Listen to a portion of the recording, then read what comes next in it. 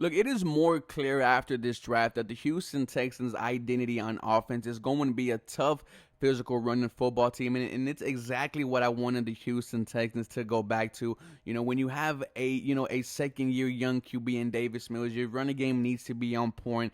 You're gonna have to carry the load of the offense for now until he's able to get it going.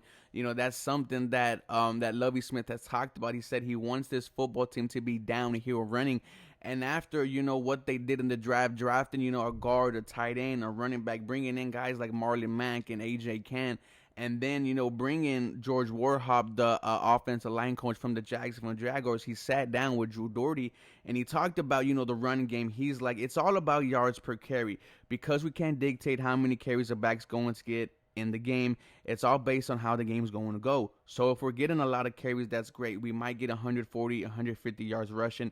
But if we're getting minimal carries, we might be less than that. I like to be above the 4.2, 4.3, and 4.4 range, right?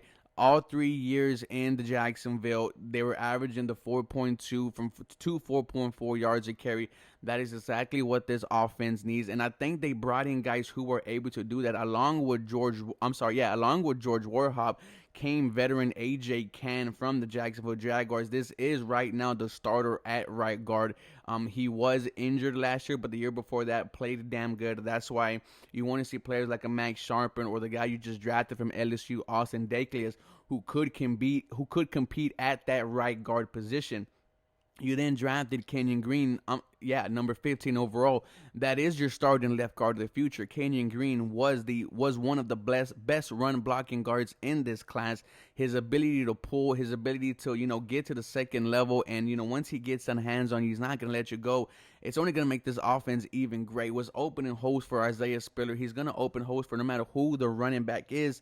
You drafted Tegan Quitt-Toritano from Oregon State, who was here purely for his blocking tight end, and then you could eventually hope his pass catching ability does develop. But then you bring in tough, strong guys who want to run the football, who are specialized in running the football. You then draft Damon Pierce out of Georgia. This dude is going to be an absolute stud for the Houston Texans, maybe a dark horse rookie of the year candidate. He runs the ball violent. He's looking to hit someone. He is not going to let just one guy take him down.